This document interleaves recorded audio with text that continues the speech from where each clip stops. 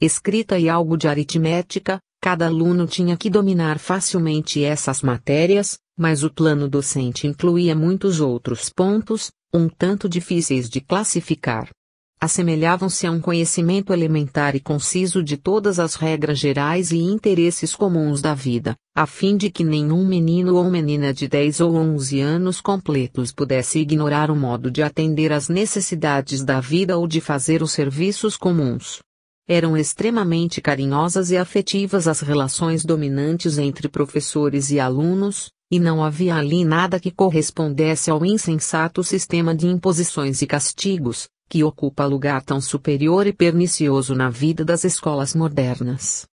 Eram muitas as horas escolares, mas variavam tanto as ocupações e incluíam tantas coisas que não reputaríamos trabalho escolar, que as crianças nunca ficavam indevidamente fatigadas. Assim, por exemplo, ensinavam-lhes a preparar e cozinhar as refeições simples, a distinguir os frutos sãos dos venenosos, a sustentar-se e proteger-se em caso de se perderem na selva, a manejar as ferramentas mais simples de marcenaria, pedreiro e arquitetura, a caminhar sem outro guia que a posição do sol e das estrelas, a pilotar uma canoa e a nadar, trepar e saltar com admirável destreza. Também as instruíam na assistência a feridos e acidentados, bem como no emprego de ervas medicinais. Todo esse variado e interessante programa não era pura matéria teórica para os alunos, mas eram constantemente impelidos a pô-lo em prática, de modo que, antes de saírem da escola preparatória, fossem os meninos já extremamente hábeis e capazes de agir por si mesmos, até certo ponto, em qualquer contingência que lhes pudesse sobrevir. Igualmente os instruíam cuidadosamente na constituição política de seu país, e lhes explicavam a razão dos usos e costumes. Em troca, ignoravam muitas coisas que aprendem as crianças europeias, pois não sabiam mais idioma que o seu, que no entanto falavam com muita pureza e propriedade, mercê dos esforços dos professores, que para tanto se valia mais de repetidos exercícios práticos do que do conhecimento de regras gramaticais. Não sabiam álgebra nem geometria, nem história nem geografia além da de seu país. Ao saírem da escola preparatória, os alunos seriam capazes de edificar uma cômoda casa, mas não de a desenhar, nem tampouco conheciam química, conquanto estivessem perfeitamente instruídos nos princípios gerais de higiene prática.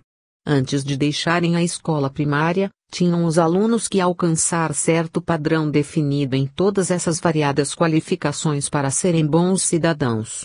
A maioria deles alcançava facilmente esse nível ao atingir 12 anos de idade, mas uma minoria de menos inteligência precisava de alguns anos mais.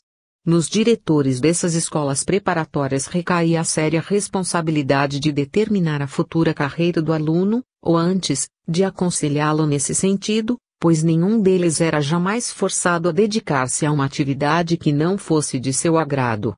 Mas de uma ou outra maneira ele a tinha de escolher, e uma vez escolhida, o encaminhavam para uma espécie de escola técnica, cujo objetivo especial era prepará-lo para o gênero de vida de sua vocação. Ali permanecia os 9 ou 10 anos restantes de seu período escolar, exercitando-se principalmente nos trabalhos práticos da espécie a que havia de dedicar suas energias. Essa característica predominava em todo o plano da instrução.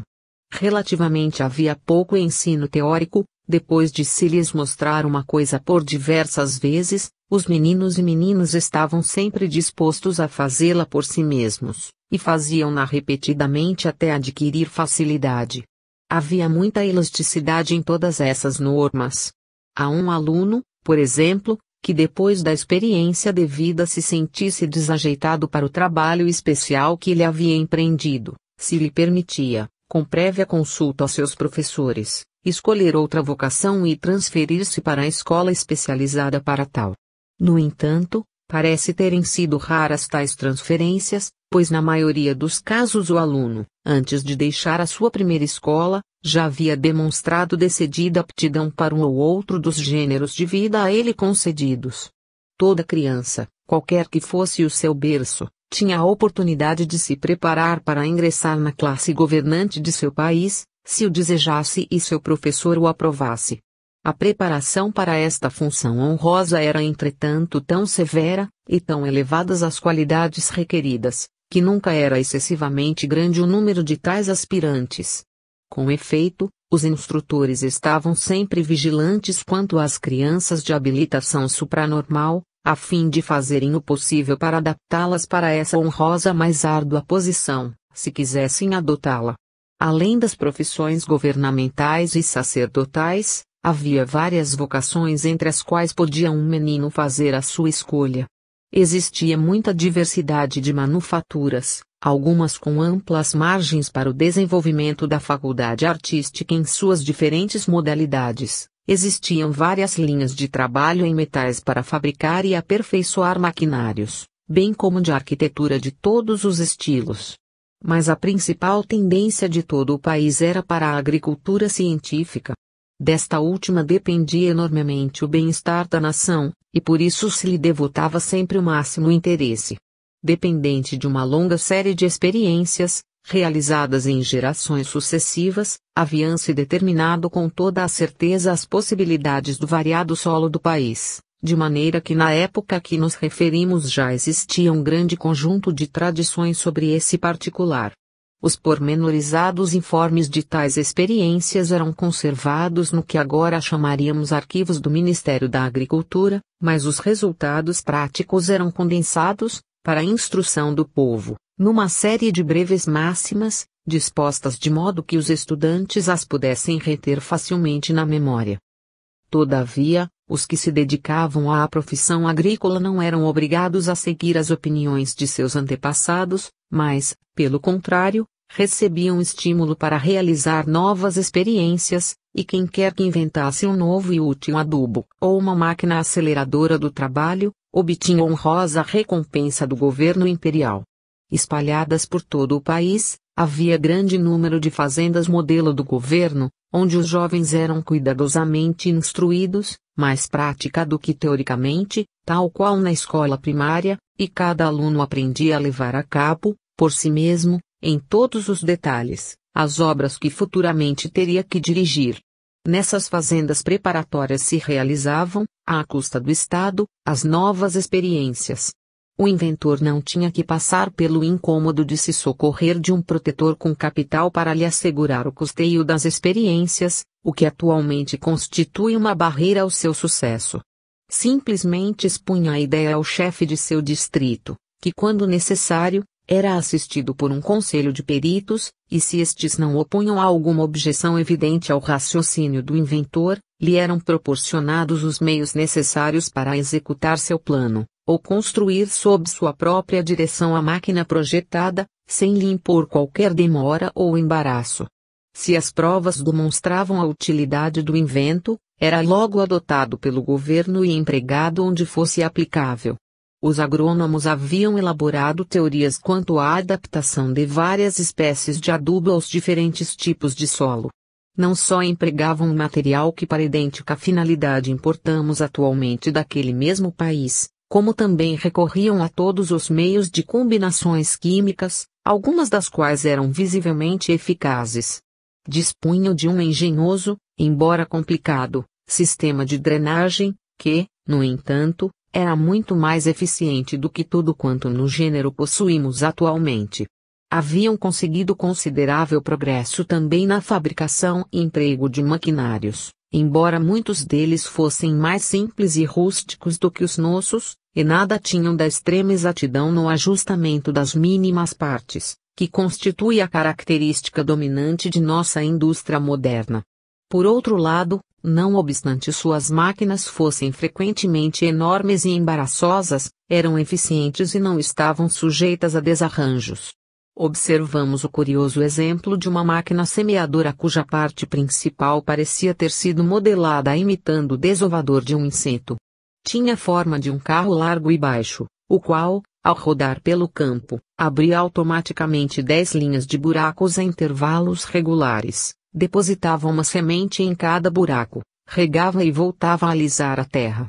Sem dúvida tinham algum conhecimento de hidráulica, porque algumas de suas máquinas eram acionadas pela pressão d'água, sobretudo as extraordinariamente perfeitas e úteis que empregavam em seu bem acabado sistema de irrigação.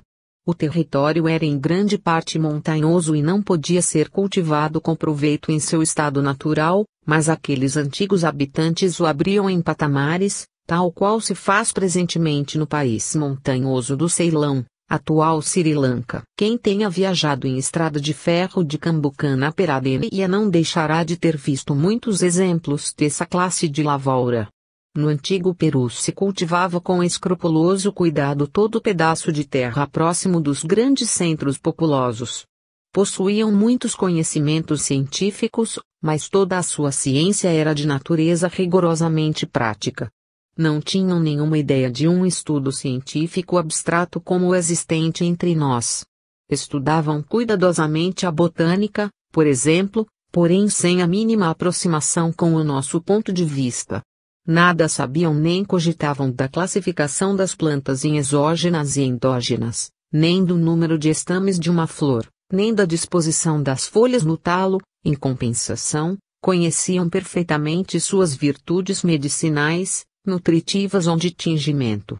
O mesmo se dava em química, ignoravam o número e disposição dos átomos nas combinações carbônicas, nem tinham ideia dos átomos e moléculas, ao menos até onde alcançou nossa investigação. Mas interessavam-lhes as substâncias químicas de cuja combinação pudessem resultar valiosos adubos agrícolas e produtos aproveitáveis nas manufaturas, ou proporcionar-lhes uma bela tintura e útil ácido. Todo estudo científico tinha determinada finalidade prática, toda a investigação se encaminhava para descobrir algo concretamente relacionado com a vida humana, e nunca com o propósito de adquirir conhecimentos abstratos. Sua maior aproximação da ciência abstrata era talvez o seu estudo de astronomia, mas esse era encarado mais como um conhecimento religioso do que meramente secular. Se diferenciava dos demais conhecimentos em que era puramente tradicional e não se fazia nenhum esforço para aumentar seu nível de informações neste sentido, o qual não era grande, mas bastante exato para suas finalidades. Compreendiam que os planetas eram diferentes das estrelas restantes, e referiam-se a eles como irmãos da Terra, pois reconheciam que a Terra era um deles, ou, às vezes, os filhos do Sol. Também sabiam que a Terra era de forma globular, que o dia e a noite se originavam da rotação desse planeta em torno de seu eixo, e as estações, de sua volta anual em redor do Sol. Também não ignoravam que as estrelas fixas estavam fora do sistema solar, e encaravam os cometas como mensageiros que outros grandes seres enviavam ao seu Senhor, o Sol. Mas é duvidoso que tivessem alguma concepção adequada do verdadeiro tamanho de qualquer dos corpos celestes. Prediziam com perfeita exatidão os eclipses do Sol e da Lua, não por cálculo direto, mas pelo uso de uma fórmula tradicional, e como compreendiam sua causa, não lhes davam muita importância. Há provas abundantes a demonstrar que os sábios de quem herdaram as tradições astronômicas, foram capazes de fazer observações diretas, ou dotados de faculdades clarividentes que tornassem desnecessárias tais observações, mas de nenhuma dessas prerrogativas gozavam os peruanos da época a que nos referimos. A única observação diretamente pessoal que se viu fazerem, foi a determinação do momento exato da passagem do Sol pelo meridiano, medindo cuidadosamente, para isso, uma alta coluna do templo e dispondo um jogo de estaquinhas que se moviam ao longo de entalhes de pedra para indicá-la com toda a exatidão. O mesmo aparato primitivo foi empregado para determinar a data dos solstícios, relacionada com a celebração de serviços religiosos especiais. Capítulo 12. Duas civilizações atlantes. Os toltecas no Antigo Peru, 12.000 AC. Continuação. A arquitetura desta antiga raça era diferente, em muitos aspectos, de todos os estilos com que estamos familiarizados, e seu estudo seria de extremo interesse para o clarividente que possuísse conhecimentos técnicos do assunto. Nossa carência de tal conhecimento nos dificulta a exata descrição de seus pormenores, embora esperemos poder sugerir algo da impressão geral que à primeira vista causa aos observadores do nosso século. Essa arquitetura era de proporções colossais, mas sem afetação alguma, em muitos casos apresentava claros indícios de se lhe haverem empregado anos de paciente trabalho, mas demonstrava evidentemente seu destino mais utilitário do que ornamental. Muitos dos edifícios eram bastante vastos, porém à observação moderna pareceriam, em sua maioria, algo desproporcionados, estando os tetos quase sempre demasiado baixos em relação ao tamanho dos cômodos. Por exemplo, não era incomum encontrarem-se na casa de um governador diversos apartamentos com o tamanho aproximado do salão de Westminster, e contudo nenhum deles mediria mais do que 3,5 metros de altura do piso ao teto. Ainda que conhecessem as colunas, raramente as empregavam, e o que em nossa arquitetura são graciosas colunatas, eram na peruana paredes com sucessivas aberturas. Suas colunas eram maciças e com frequência monolíticas. Aparentemente não conheciam o verdadeiro arco de abóbada, embora não estivesse fora da moda o emprego de janelas ou portas com sobrearcos semicirculares. Nos edifícios maiores colocavam um pesado semicírculo de metal, fixo sobre os pilares laterais da abertura, porém geralmente confiavam inteiramente no poderoso adesivo que empregavam em lugar de argamassa. Não conhecemos a exata composição desse adesivo, mas era realmente eficaz.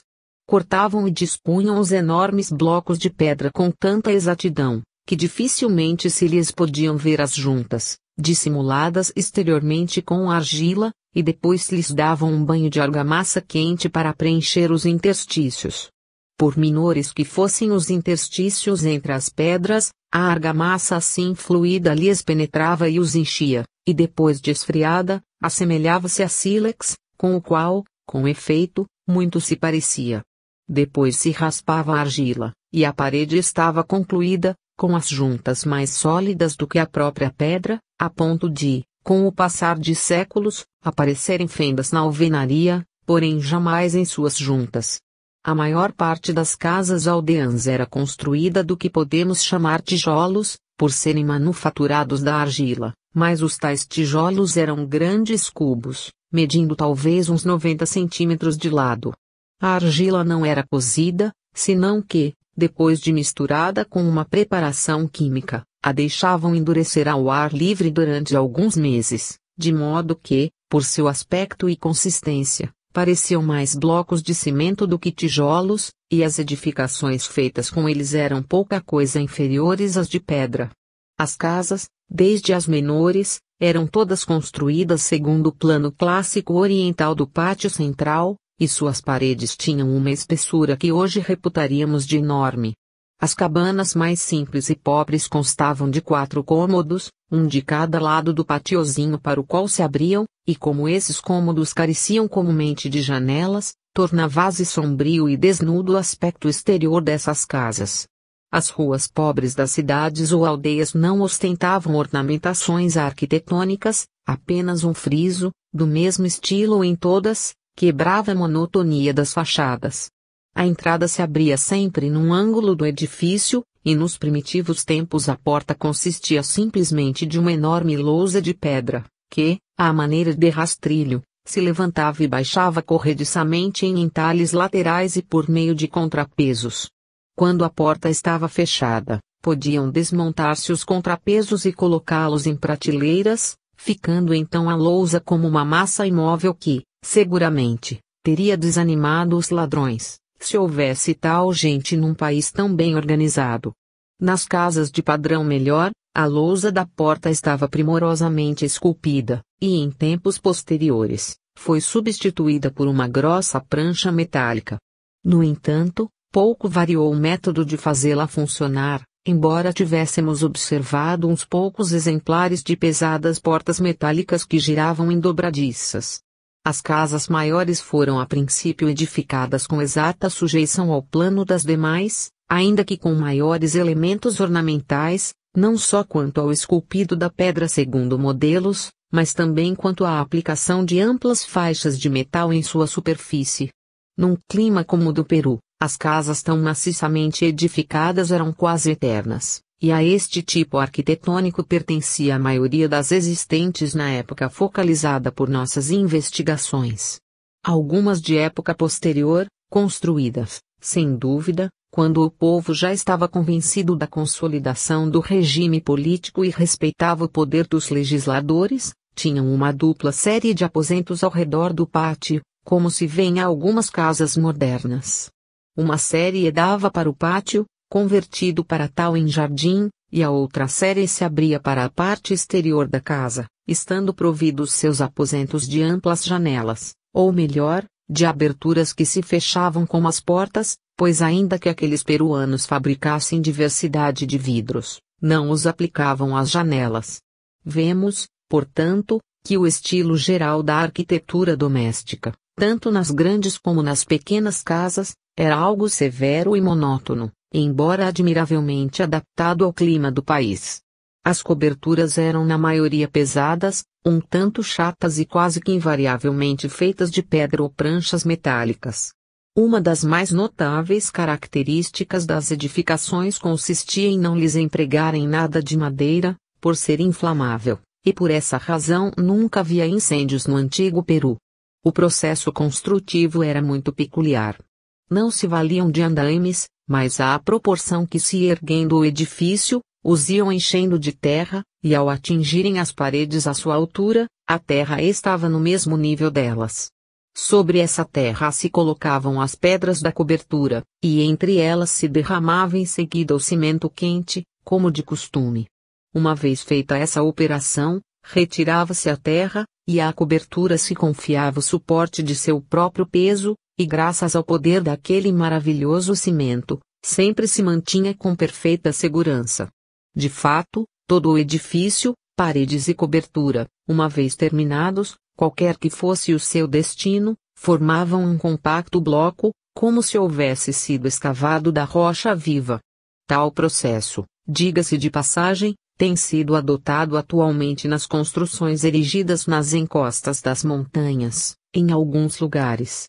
A algumas das casas da capital foi superposto um primeiro andar, mas tal inovação não logrou o favor popular, e foi muito rara a ideia tão ousada. Contudo, em alguns edifícios em que residiam os sacerdotes ou monges do sol, havia-se obtido, por processo curioso, o mesmo efeito de uma série de andares superpostos, embora tal disposição nunca tivesse podido ser adotada extensamente numa cidade populosa. Para isso, construía-se uma vasta plataforma de terra de 1000 pés quadrados de superfície e cerca de 15 ou 18 pés de altura, junto à qual, mais a 50 pés para dentro de cada lado, se levantava outra plataforma de 900 pés, sobre esta uma terceira de 800 pés de lado e a seguir outra de 700 pés de lado, e assim uma sobre outra, de dimensões progressivamente decrescentes, até a 10ª plataforma de só 100 pés de lado. No centro desta plataforma final se levantava um santuário dedicado ao sol. O efeito do conjunto parecia-se um tanto com uma grande pirâmide achatada, que se erguia em degraus largos e lisos, como uma espécie de colina quebrada em terraços. Na frente perpendicular de cada uma destas enormes plataformas se abriam os aposentos, ou melhor, as celas em que se alojavam os monges e seus hóspedes. Cada cela tinha um aposento exterior e outro interior, que recebia a luz do primeiro, aberto ao ar na fachada pelo que somente tinha 3 paredes e teto. Ambos os aposentos estavam revestidos e pavimentados com lousas de pedra, solidamente unidas, como de costume, por meio de cimento. Os terraços dianteiros estavam dispostos em forma de jardins e passeios, de maneira que a residência nas celas se tornava extremamente agradável. Em alguns casos se aproveitava uma elevação natural para cortá-la em terraços semelhantes a esses, mas era artificialmente erguida a maioria de tais pirâmides. Frequentemente abriam túneis no interior do terraço inferior, e ali construíam câmaras subterrâneas para servirem de silos destinados a cereais e outras necessidades. Além dessas notáveis pirâmides achatadas, havia os templos comuns do Sol, alguns de grandes dimensões, abrangendo vasta superfície de terreno, embora, segundo o conceito de um europeu, apresentassem o defeito de ser demasiado baixos em proporção à sua extensão. Estavam sempre rodeados de amenos jardins, sob cujas árvores se ministrava a maior parte dos ensinamentos que tão merecidamente tornaram famosos esses templos. Se o exterior dos templos era por vezes menos imponente do que o desejável, de qualquer modo o seu interior compensava de muito todos os possíveis defeitos. A abundância de metais preciosos empregados na ornamentação constituía uma característica da vida peruana quando, mais tarde, um punhado de espanhóis subjugou a relativamente degenerada raça que sucedera aos costumes, objeto de nossa descrição. Na época a que se refere nossa observação, os habitantes do Peru não conheciam nossa arte de douração, porém eram extremamente hábeis em forjar amplas e delgadas pranchas de metal, pelo que não era raro estarem as paredes dos templos completamente revestidas de placas de ouro e prata. A espessura dessas chapas costumava ser de 6 milímetros, e eram amoldadas aos delicados relevos da pedra, como se fossem de papel, de modo que, para nosso atual ponto de vista, um templo era frequentemente depósito de indizíveis riquezas. Mas a raça que construiu aqueles templos de maneira nenhuma encarava as suas riquezas segundo nosso conceito atual, senão, simplesmente, como adequados elementos de ornamentação.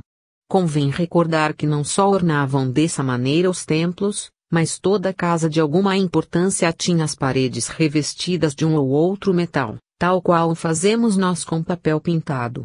E a casa que tinha nuas as paredes era, entre eles, o mesmo que entre nós uma casa simplesmente caiada, isto é, a falta de ornamentação se relegava às casas rústicas e rurais. No entanto, unicamente os palácios do rei e governadores estavam ornamentados de ouro puro como os templos, pois as demais classes sociais recorriam a toda espécie de formosas e úteis combinações metálicas, com as quais, de custo relativamente menor, obtinham efeitos riquíssimos. Ao abordarmos a arquitetura dos antigos peruanos, não devemos esquecer a cadeia de fortalezas, levantadas por ordem do rei nas fronteiras de seu império, a fim de impor respeito às tribos bárbaras que habitavam além. Também seria aqui necessária a intervenção de um perito para descrever exatamente e julgar com acerto essas fortalezas, mas logo se vê que, na maioria dos casos, estava admiravelmente escolhida a sua posição estratégica, e que, na falta de artilharia, devem ter sido inexpugnáveis. A altura e a espessura de seus muros eram enormes em alguns casos, com a peculiaridade, própria de todas as paredes de edificações rústicas, de que tinham forma cônica, pois desde a base, de alguns pés de espessura, se iam estreitando até diminuir-se perceptivelmente à altura de uns 18 ou 27 metros. Na massa desses maravilhosos muros se abriam guaritas de sentinelas e passadiços secretos, estando o interior do forte tão bem distribuído e copiosamente abastecido que a guarnição teria podido resistir sem privações durante longo cerco. Chamou-nos particularmente a atenção o engenhoso artifício de uma série de portas, uma dentro da outra, enlaçadas por estreitos e tortuosos corredores, que teriam posto os assaltantes nas mãos dos defensores. Mas, as admiráveis obras daquele povo singular foram, sem dúvida, as rodovias, pontes e aquedutos. Estendiam-se as primeiras por centenas e mesmo milhares de quilômetros por todo o território, vencendo qualquer obstáculo natural com tão elegante atrevimento que admiraria os mais audazes engenheiros de nosso tempo. Neste particular tudo se fazia magnificamente, e ainda que em alguns casos tivessem de empregar incalculável soma de trabalho, os resultados obtidos foram grandiosos e permanentes. As rodovias eram pavimentadas de lajes em toda extensão, como estão hoje os passeios das ruas de Londres, e com árvores em ambas as margens a projetar suas sombras, enquanto perfumados arbustos impregnavam o ar com sua fragrância. Desta forma atravessava todo o território uma rede de esplêndidas avenidas pavimentadas, pelas quais iam e vinham diariamente os mensageiros do rei, que atuavam ao mesmo tempo como mensageiros comuns, pois era um de seus deveres distribuir e coletar gratuitamente a correspondência dos cidadãos. Quando os construtores de rodovias deparavam com um rio ou torrente, era então de ver em grau máximo a indomável perseverança e paciente engenho daquela raça. Segundo dissemos, Desconheciam o princípio construtivo do arco, mas aproximavam-se dele na construção de pontes, dando a cada fileira de colunas uma projeção mais saliente que imediata inferior, até encontrar o apoio de duas colunas. O maravilhoso cimento endurecia depois, como compacta rocha, o conjunto da obra. Não conheciam os diques nem secadouros, de forma que geralmente empregavam incrível soma de trabalho para desviar o curso de um rio e estender pontes. Às vezes levantavam uma barragem à corrente, até alcançar o ponto onde haviam de assentar a coluna, e uma vez feita esta operação, arrasavam a barragem levantada. Por causa dessas dificuldades, preferiam, sempre que possível, as obras de aterramento às de pontes, e assim faziam uma estrada ou aqueduto atravessar córregos ou rios de muita profundidade por meio de um aterro com muitos canais, em vez de uma ponte comum. Seu sistema de irrigação era de admirável perfeição, e persistiu em grande parte nos tempos da última raça, de modo que muitas zonas do país, hoje áridas, foram verdejantes e férteis, até que o abastecimento de águas caiu nas mãos ainda mais incompetentes dos conquistadores espanhóis. Provavelmente nenhuma obra de engenharia do mundo superou em magnitude as estradas e aquedutos do antigo Peru. E tudo isto não levavam a cabo por trabalhos forçados de escravos ou cativos, mas por trabalho assalariado de camponeses nacionais, com a ajuda do exército. O rei mantinha grande número de soldados, para estar sempre em condições de enfrentar as tribos fronteiriças, mas como seu armamento era simples, e, por outro lado, necessitavam de muito pouca instrução militar, lhes sobrava muito tempo para a execução de serviços públicos e de outra natureza. Tinham a seu cargo a reparação das obras públicas em geral e o serviço de correios, informes oficiais, mensagens públicas e correspondência privada, assim como a conservação das propriedades do Estado, mas quando se precisava construir uma nova estrada ou levantar outra fortaleza, tomavam-se operários assalariados, os necessários ao caso. Por certo irrompia-se às vezes a guerra com as tribos vizinhas, embora na época a que nos referimos, elas não suscitassem graves perturbações. Suas incursões eram facilmente repelidas e se lhes impunham tributos, e caso as considerassem em condições de receber maior cultura, era o seu território anexado ao império, sob o regime das mesmas leis das demais províncias. Naturalmente que no princípio aqueles novos cidadãos promoviam algumas dificuldades, pois eram estranhos aos costumes e não atinavam porque deviam adaptar-se a eles. Contudo, dentro de pouco, a maioria se aclimatava ao novo ambiente social, e os incorrigíveis, que não o quisessem, eram desterrados para outros países ainda não submetidos ao império. Aqueles peruanos eram bem humanitários nas guerras, e isso lhes era relativamente fácil, porque saíam quase sempre vitoriosos em suas lutas com as tribos. Tinham um adágio: nunca seja cruel com o teu inimigo, porque amanhã será teu amigo. Ao conquistarem o território de alguma tribo vizinha, evitavam quanto lhes era possível efusão de sangue, a fim de que o povo ingressasse de boa vontade no império e fossem bons cidadãos, com sentimentos fraternais para com seus conquistadores. Suas armas principais eram a lança, a espada e o arco, assim como o laço de bolas, ainda hoje usado pelos índios sul-americanos. Consiste em duas bolas de pedra ou metal unidas por uma corda, que se lança contra as pernas de um homem ou as patas de um cavalo para derrubá-lo ao solo.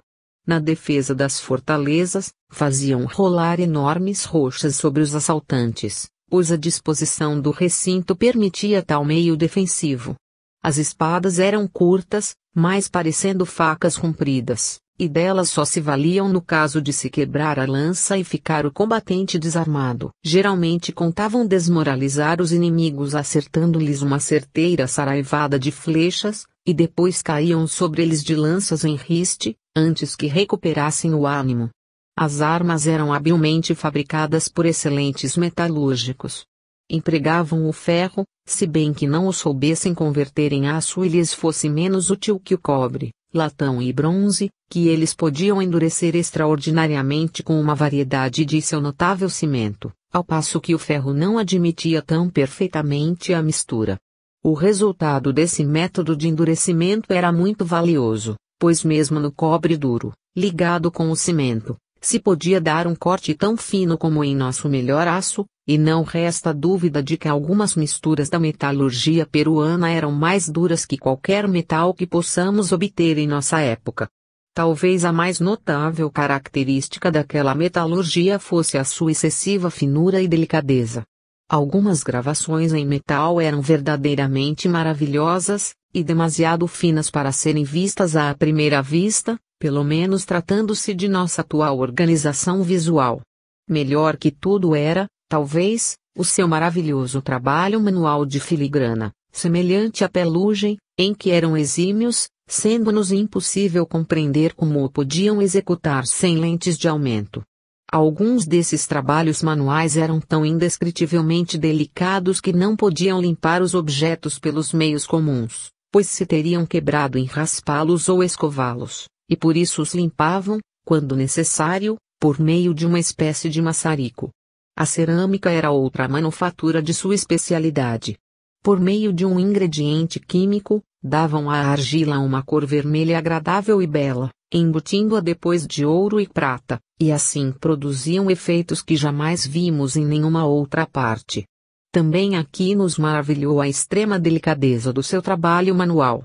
Obtinham igualmente outras delicadas cores, e uma outra modificação daquele sempre útil cimento vítreo, dava à preparada argila uma transparência quase igual ao nosso mais limpo cristal. Tinha também a vantagem de ser muito menos frágil e muito aproximado ao cristão flexível, de que ouvimos falar como uma lenda medieval. Indubitavelmente conheciam a arte de fabricar certa espécie de porcelana fina, que podia dobrar-se sem se quebrar, como veremos ao tratar de suas obras literárias. Como não tinham o costume de empregar a madeira entre os materiais fabris, abundavam os objetos de metal e louça, fabricados muito mais habilmente do que se poderia esperar naquela época. Não há dúvida de que os antigos peruanos descobriram, em suas constantes investigações químicas, alguns processos que são ainda um segredo para nossos industriais. Mas com o tempo serão redescobertos pelos químicos da quinta raça, e então as urgentes necessidades e a diligente rivalidade de nossa época exigirão a adaptação de tais processos a toda classe de objetos, jamais sonhados no antigo Peru. A arte pictórica estava consideravelmente difundida, e a criança que demonstrava aptidões especiais para o manejo do pincel via-se estimulada e favorecida ao extremo. Contudo, os métodos correntes eram completamente diferentes dos nossos, e por sua índole peculiar, agravaram enormemente a dificuldade da obra, pois não pintavam em pano, papel nem tábua, mas em finas lâminas de uma espécie de metal sílico, cuja composição nos é difícil traçar, e cuja superfície se assemelhava a um delicado creme, estreitamente parecido com a de uma delicada porcelana fosca.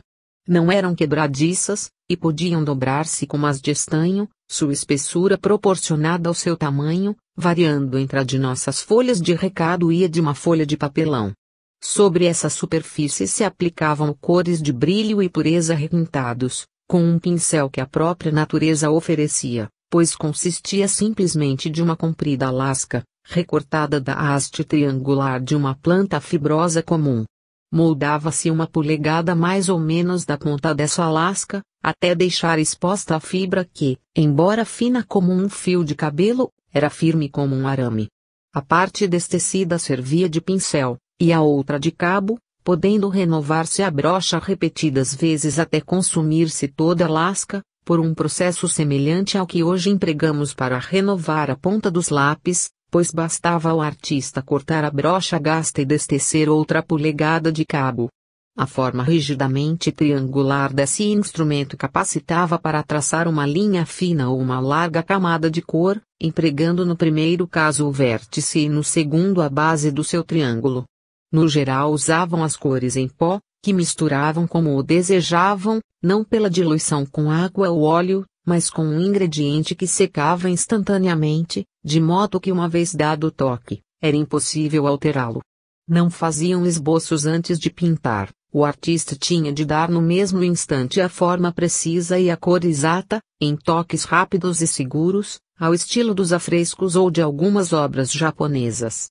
As cores eram fixas e de tonalidade extremamente luminosa, avantajando-se algumas delas em pureza e finura as empregadas em nossos dias.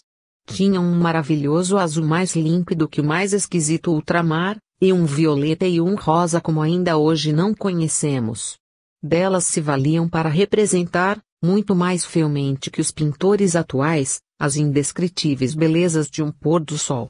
Os adornos de ouro, prata, bronze e outro metal de intensa cor vermelha, desconhecida da ciência atual, eram representados na pintura por meio de pozinho do respectivo metal, ao estilo das iluminuras medievais. Ainda que esse processo nos pareça estranho, não se pode negar que produzia surpreendentes efeitos de exótica riqueza. Os pintores peruanos tinham boa perspectiva e desenho preciso, completamente livre da rústica crueza que caracterizou um período posterior da arte das Américas Central e do Sul. Ainda que a pintura de paisagens fosse aceitável na época que estamos considerando, não formava a especialidade distinta, mas a empregavam no fundo dos quadros de figura, cujos motivos costumavam ser as procissões religiosas ou as cenas em que o rei ou algum governador tomava parte principal. Uma vez terminado o quadro, que os artistas práticos pintavam muito rapidamente, se lhe dava com o pincel uma camada de verniz, que também tinha a propriedade de secar rapidamente. A pintura ficava assim indelével, e podiam expor ao sol e à chuva por longo tempo, sem prejuízo algum. Intimamente relacionada com a arte do país estava a literatura, porque escreviam, ou melhor, iluminavam os livros com o mesmo material e com a mesma espécie de cores empregadas nos quadros.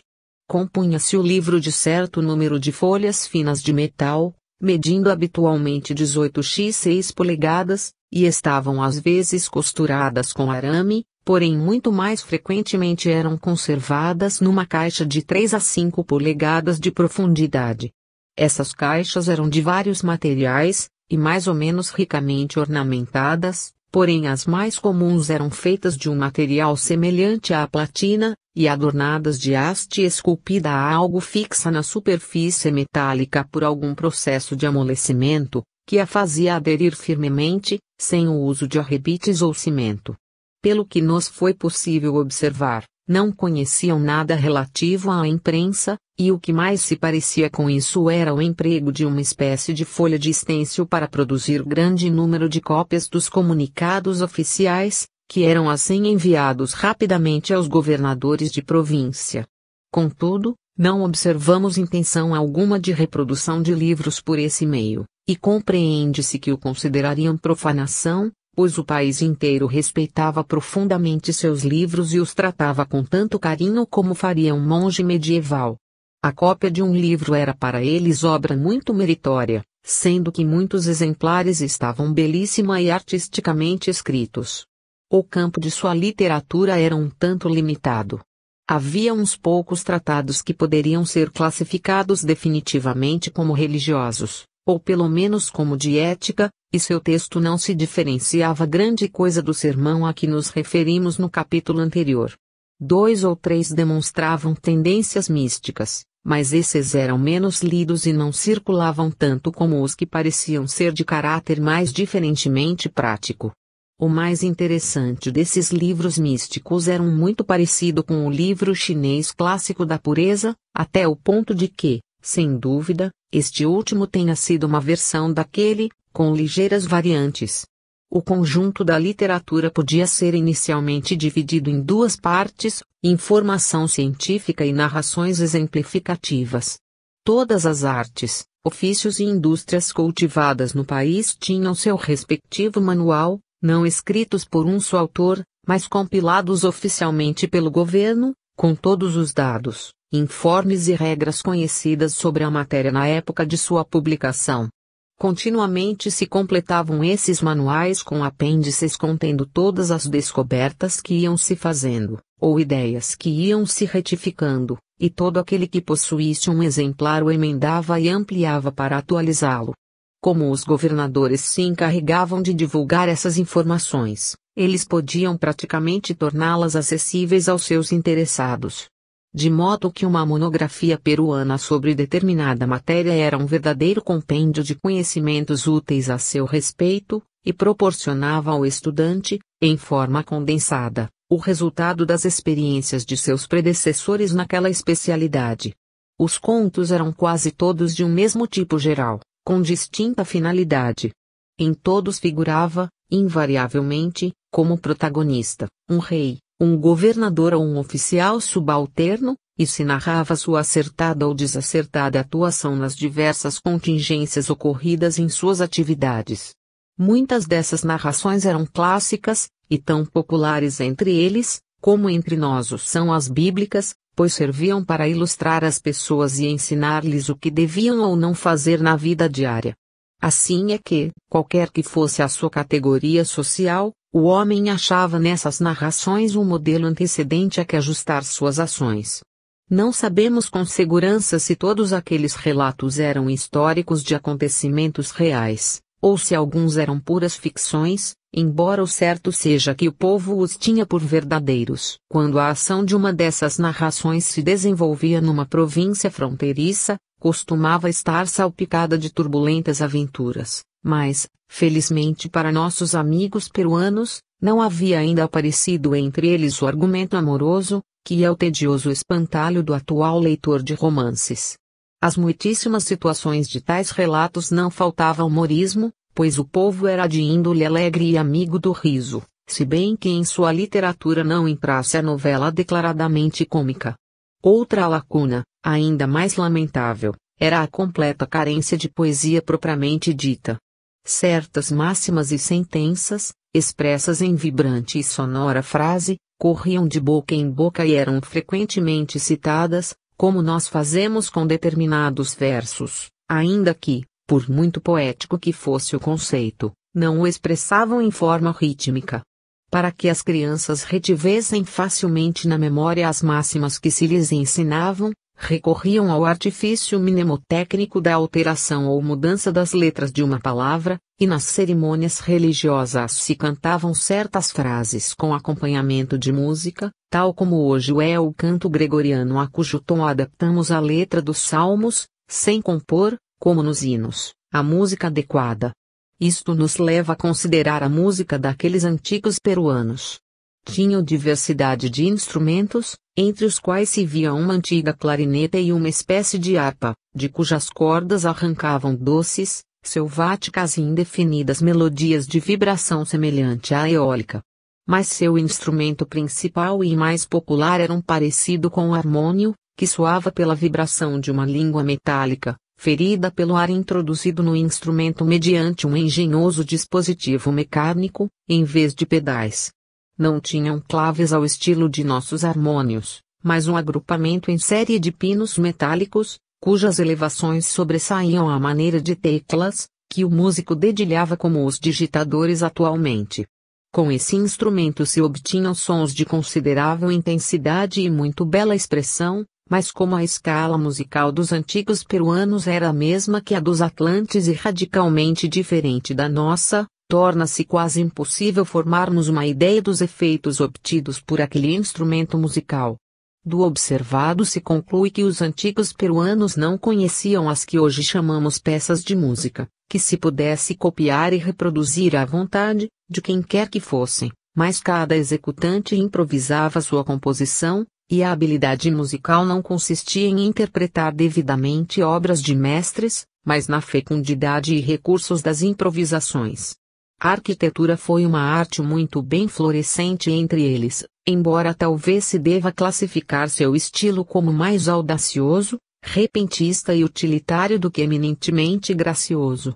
Parece que quase todas as estátuas eram de tamanho colossal, e algumas delas de estupendo lavor, ainda que, aos olhos acostumados à arte grega, apresente certos traços de aspereza à sólida consistência da antiga escultura peruana. Contudo, esculpiam baixo relevos de muito formosa lavra, quase sempre revestidos de metal, porque o caráter daquele povo se inclinava especialmente para as produções metálicas, em que se destacavam as mais esquisitas ornamentações. A respeito dos usos e costumes da vida social, há alguns pontos dignos de atenção para os curiosos e interessados. Assim vemos que os costumes matrimoniais tinham um caráter muito peculiar, pois só se celebravam as bodas uma vez por ano. A opinião pública esperava que todo cidadão se casasse, a menos que se tivessem poderosas razões em contrário, mas nada havia que pudesse parecer coação neste particular. Era proibido o matrimônio entre menores, mas ao chegarem os jovens à idade casadoura, eram livres para escolher seu par, como são entre nós. O enlace, no entanto, só podia ser celebrado em dia assinalado para tal, quando o governador do distrito ou cidade fazia uma visita formal. Então todos os jovens que haviam atingido a idade de noivado, durante o ano anterior, eram reunidos diante dele, e oficialmente notificados de que se achavam agora livres para viver em estado matrimonial. Alguns pares haviam já resolvido aproveitar-se da oportunidade, por isso se apresentavam diante do governador e lhes punham a sua vontade, e este, após formular-lhes algumas perguntas, por uma fórmula simples, os considerava marido e mulher.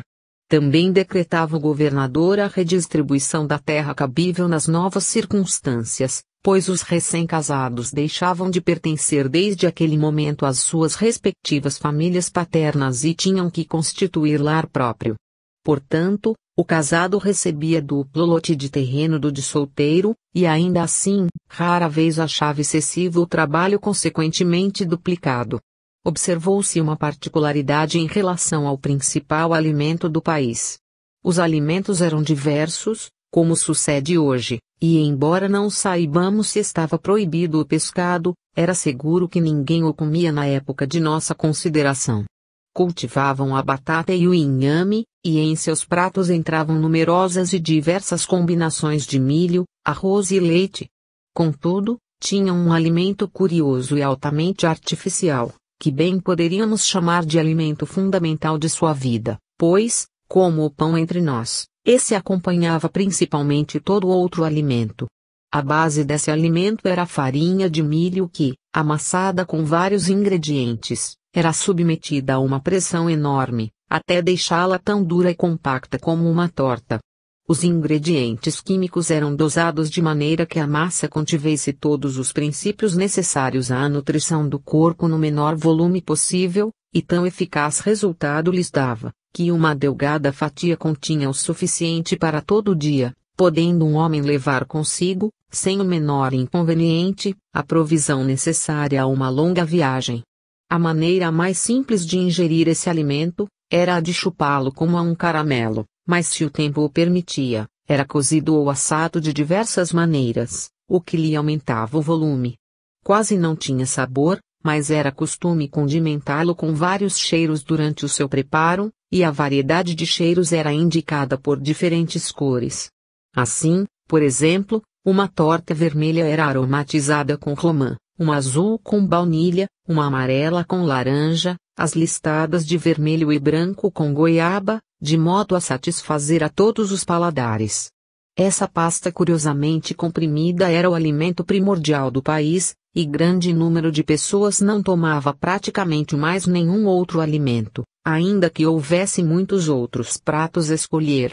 Manufaturavam-no em quantidade tão grande, que era excessivamente barato e estava ao alcance de qualquer bolsa, sendo notórias as suas vantagens para a alimentação das classes operárias. Cultivavam muitos frutos que, acompanhados da torta, comiam aqueles que os apreciavam, mas tais suplementos alimentícios eram questão de paladar e não de necessidade.